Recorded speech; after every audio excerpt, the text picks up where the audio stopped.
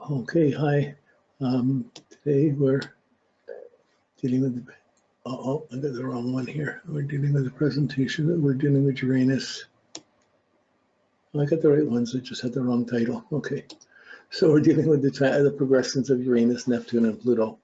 And we're going to deal with all three planets tonight. This is, these other planets move very little across 90 days.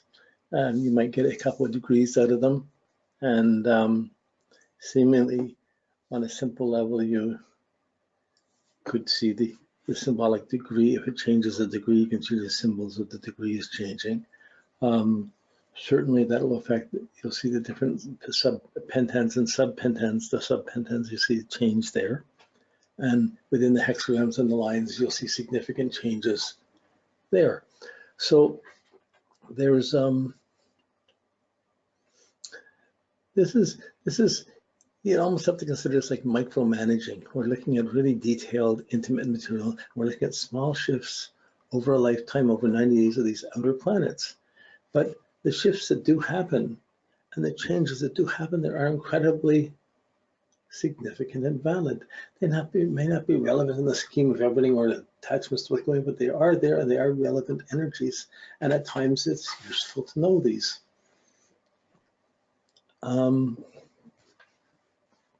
Especially as you're studying them, it's useful to know all these different layers and what they can do. It's not like you use it every time in everybody's chart, but you use it when it's needed. And when you need to go deeper and need to find another answer to something, it's one of the facts, just one more layer of information that's here. Yeah, so with the outer planets, these are things above and beyond the call of duty or beyond the nature of Saturn, but Saturn's your sense of up to responsibilities and duty. These are things that are out of the norm. And as they're out of the norm, they represent sort of higher frequencies, or like I consider Uranus the planet of excitement. You know, and often it's considered radical change, disruption, shock. There's so many extreme measurements, but those things all fit into the concept of excitement, because excitement is exciting, but it often disturbs the structure of things. It's not exciting if it doesn't shake up mom and dad. It's not exciting if it doesn't shake up the boss, or shake up my responsibilities, or threaten my structure, or challenge my structure, or alter my structure. That's exciting. It changes the normal pattern of things. But with these other planets, they move just a little bit, but that little bit, the changes are are seeable in the way that the Uranus or Neptune and Pluto work. The way that they work will have subtle changes in them. You have Uranus in your natal chart, and it's subtly changing, a little degree or two, but it's making differences, and it adds intensity. Sometimes it can add intensity. Sometimes it can diminish in intensity. Especially if there's an aspect in your chart to that planet. If there's a difficult aspect or positive aspect, if there's an aspect to that chart from Uranus to your natal chart, the odds are it's not an exact 0 degree exact aspect. And that 1 or 2 degrees will move that aspect into a tighter, make it tighter and tighter as your life goes on, or it can loosen it up a little bit as your life goes on. Not letting it, so it can build up to a greater extreme or take away from a greater extreme. So this is useful information to see. It's all the progression of things about your whole life, about your pattern life, how you're evolving, how you're growing, what's going on. It's not like, oh, I know it's this, I know it's this. It's a wonder. It's something you contemplate. You see the influence, you look at it, you contemplate, you begin to see, oh yeah, I can see that. Oh yeah, that makes sense against the background of other things. Okay. So Uranus is the oddball planet. It's on its side. It moves around, it orbits around on its side relative to the Earth and the other planets. And yeah, so it's quite eccentric in that way. They did find rings around Uranus. That's a story to that.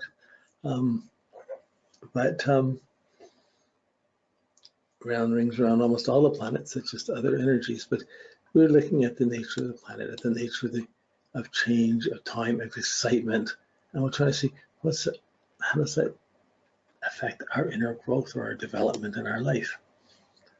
So when you have your calendars, working with your ephemeris, these are really useful. You mark in when any of the other planets change a degree, and you see which degree, if it changes 1 degree or 2 degrees, that's how many degrees it changes, what degrees it evolves. That's the starting point. That gives you the basic foundation and beginning to approach the outer planet progressions, watching them move through their degrees, and whether they go retrograde or direct. So this all comes up where you put it in by degrees, and you at least can access. This has the general information, has the dates, has the times, close enough. Okay, so this is a start. Now, in our world, we're going to go in our computer program, in our printer to this, we're going to go much deeper and much detail within the degrees, into much smaller categories within the degrees. And the whole level 8 classes was expanding the zodiac, expanding the zodiac, expanding the zodiac, expanding the houses, expanding the zodiac, expanding the planet, increasing the depths, so you could go to this level of, I guess, micromanagement or inner detail.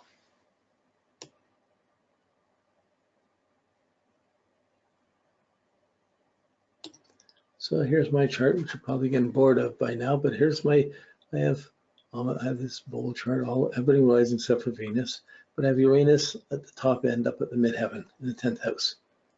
So Uranus just sitting up there by itself, and it doesn't really, not making any stressful aspects as a trine to my sun. But the Uranus, it's retrograde, and it's moving just this little bit. You can just see the little bit how it moves across my lifetime. There it is. 90 days, that's how much Uranus retrogrades back with 3 degrees. Sum up a lifetime in 3 degrees. Okay. Or just an aspect of it. Yeah, this is it closer. But in this 3 degrees, it's the, between the purple lines is the hexagrams, and between the red lines, it's the pentans. So you can see it's going to change 1 pentan in any case as it goes through here.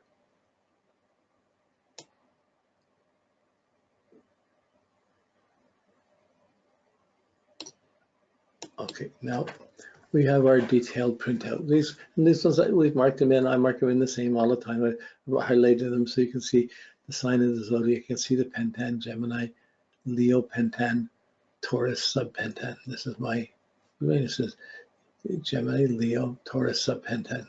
It's up in my 10th house.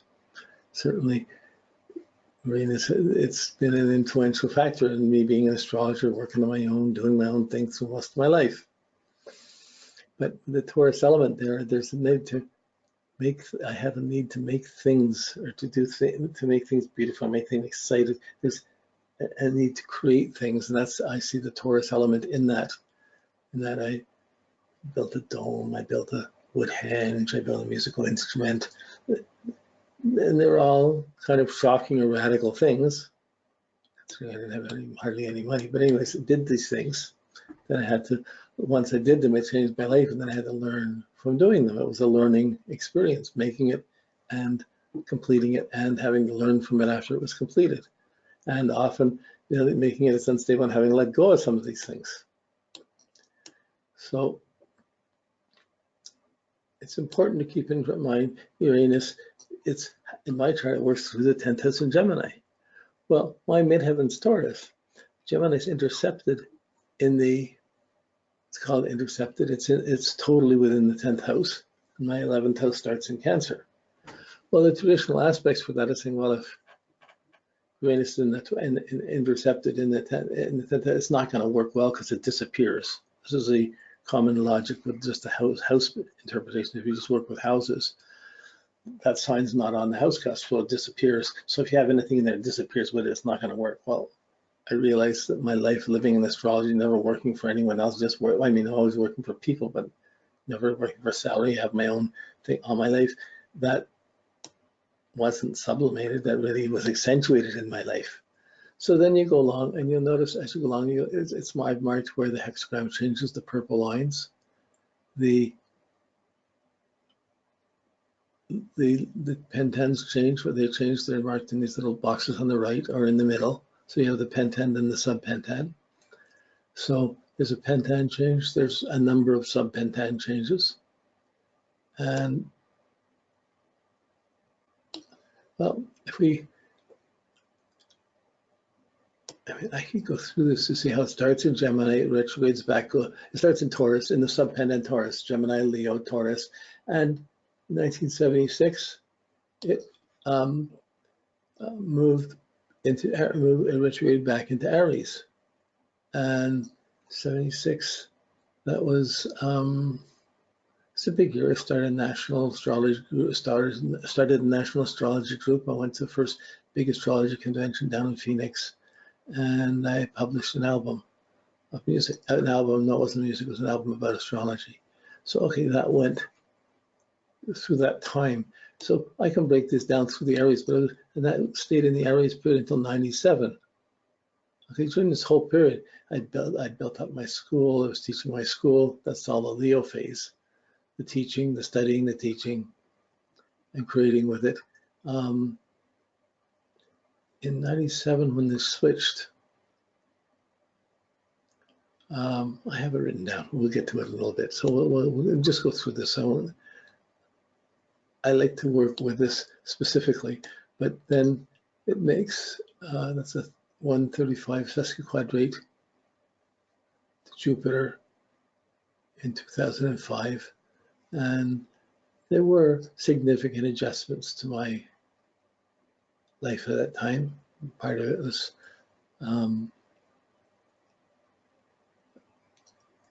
yeah, so anyways, these things go on, but I've highlighted the place where it is now. In March 24th, 2019, it's in Gemini, Cancer, it was in the Cancer pentent and the Aquarian subpentent. So in this place, in this case, it's in, there's some I Ching hexagrams, hexagram 42, excuse me a second, I'll just get everything together here. I'm missing one piece of information. Let me,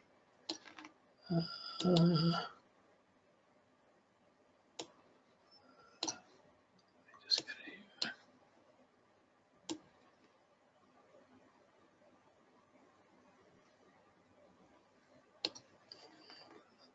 I have to pick it up from here.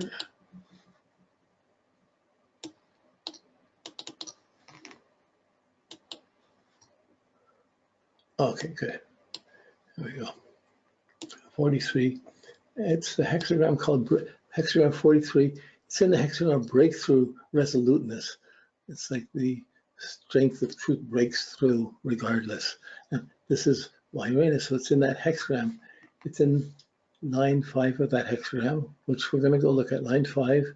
And in the second hexagram, the Cancer hexagram is in the theme of gentle penetration, of penetrating, gentle penetration is the idea.